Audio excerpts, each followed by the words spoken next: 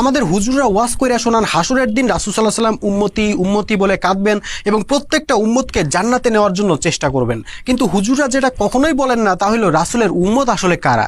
ভাই, তারাই রাসূলের উম্মত যারা রাসূল সাল্লাল্লাহু আলাইহি ওয়াসাল্লামের মিশন বাস্তবায়নের জন্য সংগ্রাম করবে। আমরা জানি রাসূল সাল্লাল্লাহু আলাইহি ওয়াসাল্লামের মিশন ছিল সারা বিশ্বে আল্লাহর দেওয়া সত্য দিন কায়েম করা।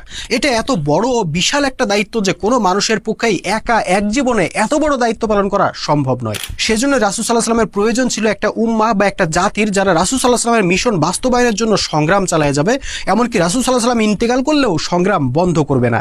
সেজন্য সাহাবীদের নিয়ে রাসূল সাল্লাল্লাহু আলাইহি ওয়াসাল্লাম একটা সংগ্রামী উম্মাহ গঠন করলেন এবং তার নাম দিলেন উম্মতে মুহাম্মাদি বা মুহাম্মদ সাল্লাল্লাহু আলাইহি ওয়াসাল্লামের উম্মত।